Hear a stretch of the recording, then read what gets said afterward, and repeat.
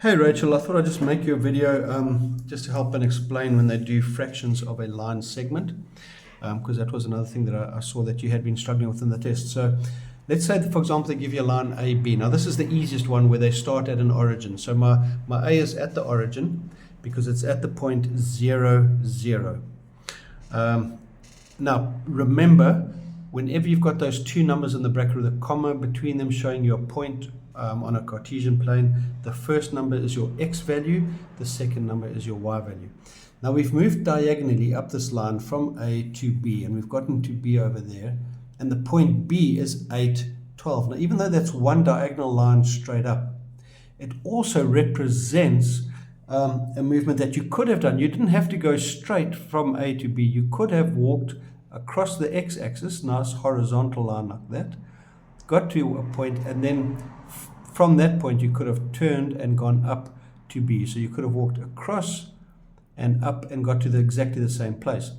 If you had done that, you would have gone 8 units across, because that's your x change. You've gone from 0 to 8 on the x-axis, and you've gone 12 units up because you've gone from the 0 of the y at A up to the 12, the y is 12 at B.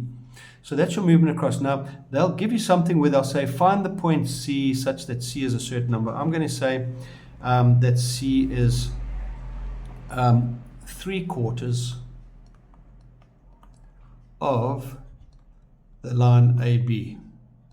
Okay, so you've got to find out a fraction. Now, I know 3/4 is more than halfway, so it'll be about here somewhere. So I'll put the C there. Now the drawing doesn't matter, because the drawing will not be to scale. So you can't just take a ruler and measure it. You've got to work this out algebraically. So the first thing I do is I say, okay, well, if I've gone 8 units from A to B on my x-axis, I'm going to first work out what would 3/4 of 8 be. Because if I go 3/4 of the way horizontally and then 3/4 of the way vertically, I'll still end up 3/4 of the way along AB. So the first thing I do is I say, okay, well, I've gone 8 units across, so I'm going to say 3/4 of 8. Now, you know that with fractions, if we're taking a fraction of a number, we're saying divide by the denominator, multiply by the numerator. So I'll say 8 divided by 4 is 2, and 2 times 3 is 6. So I've gone 6 units across. That's for my x-axis. So I'll say that's on the x-axis.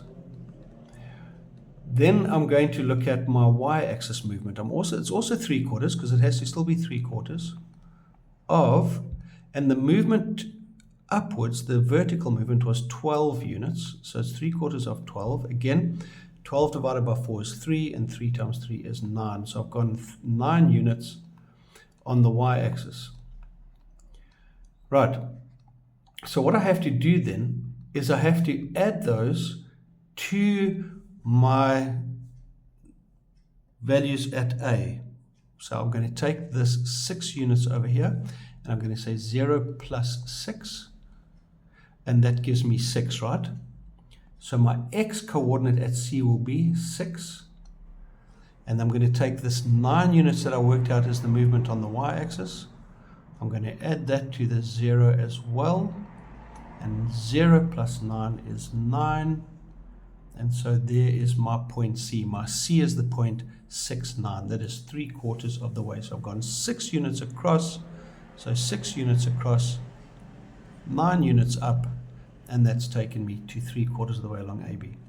All right, now, they're not going to always give you the line, and they're not always going to make it at the origin. So I'm going to do one more example where they don't draw the line, and they don't give you the origin. But I'm going to show you that we can do it with pure algebra. We don't need the line.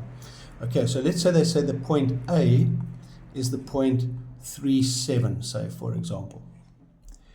And B is the point 12, 28, let's just say.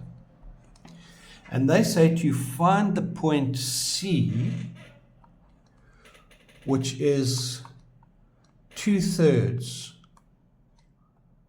of AB. Okay, so I've got my fraction. My fraction is 2/3, and I've got my x and my y at A. At A, the x is 3, the y is 7, and I've got my x and my y at B, because at B, x is 12, y is 28. Now I need to work out how far I've gone on my x-axis. So let's start with the x-axis first. So on the x-axis, where did my pen go? There it is. Okay, so on the x-axis, I've moved from 12 to 3. So I'm going to say, take your 12 minus 3, and that's 9 units, right? So I've moved 9 units on my x-axis. I then take that 9 and I say times that by 2/3. Let's get 2/3 of the 9. Again, it's a fraction, so we divide by the denominator times by the numerator. So 9 divided by 3 is 3, times 2 is 6. What do I do with the 6? I take that 6, I go back to A, and I add 6 to that. So I can start filling in C here. C is the point. I now have my x value, because 3 plus 6 is 9, so it'll be at the point 9, and now I need to find the y-axis. What happened there? Just made a... Oh, come on now, man. Sorry, Rachel, I don't know what's going on here. Just made a hexagon for some reason. I don't know why I did that. I tried to make a comma, and of course, this is a Bill Gates program, and nothing Bill Gates makes works properly. Okay, there's the comma, right. So we've got the 9. Let's just get this going right now. Okay, then on the y-axis, so now I've sorted out my x. I know what my x is. I now have to find my y. So on the y-axis, I know that I've gone from 7 to 28, right? So I take the 28 minus the 7. That'll tell me how far I've gone across on my y-axis.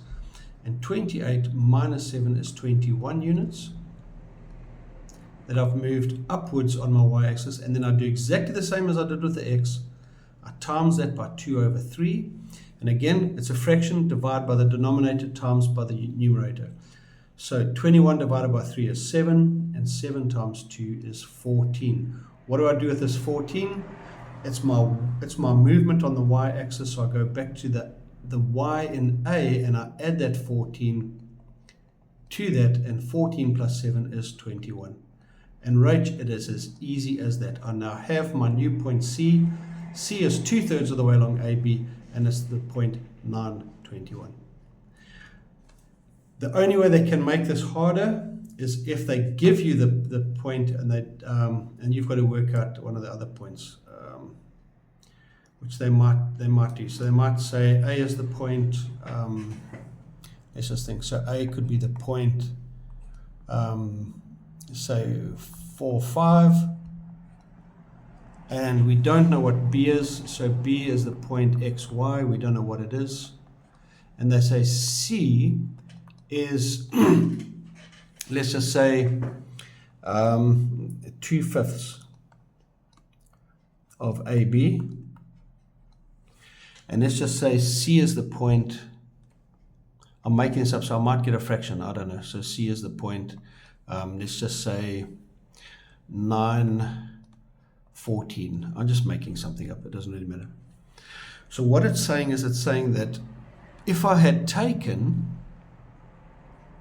the x minus the 4 to get the distance that we've traveled from A to B,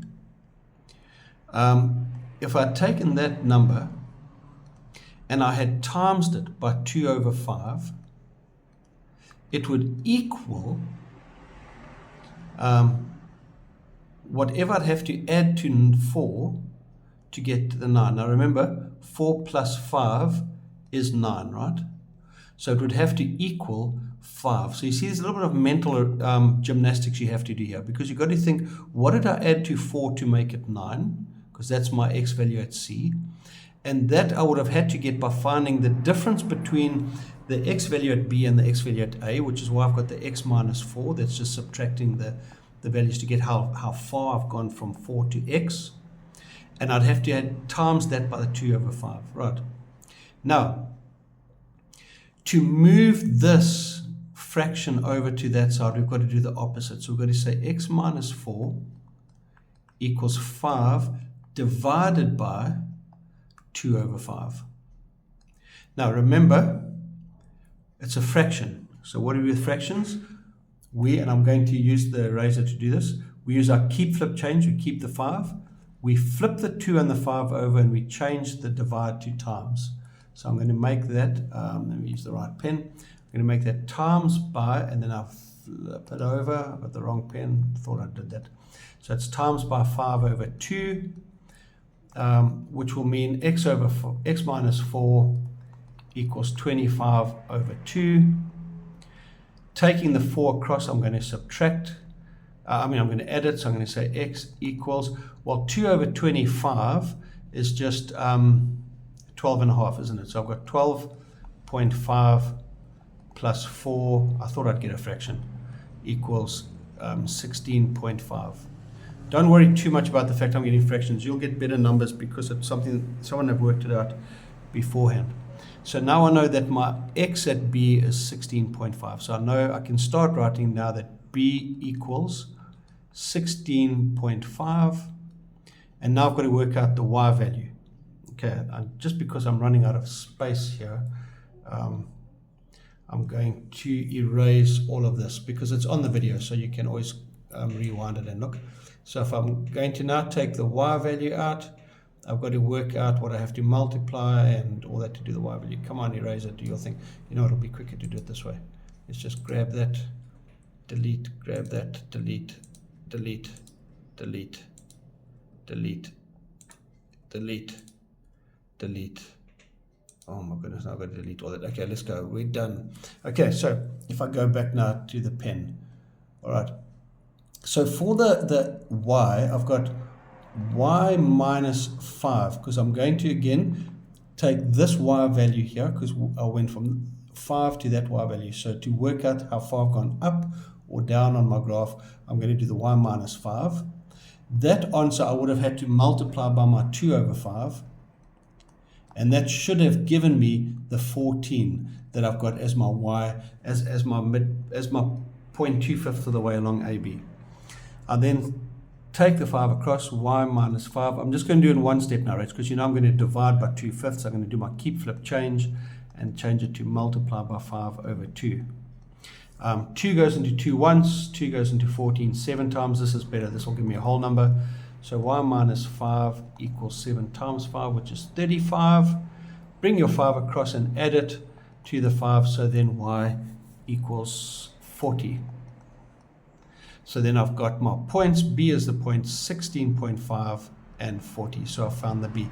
And that's the most complicated they're going to make it. But I mean, I haven't seen too many questions like that in any of the tests on that Cambridge thing. So you probably won't get one like this. Make sure you understand the first one we did, where we had A as the origin, and we had to work the length out there.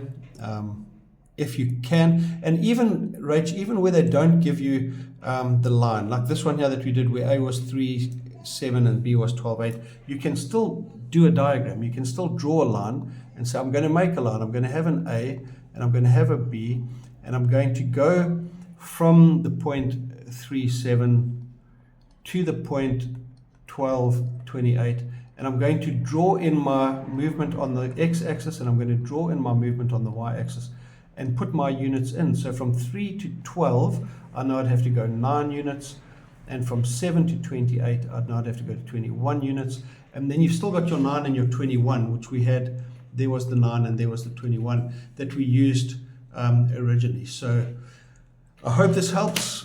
I'm going to send it to you, and let me know if it's made sense to you.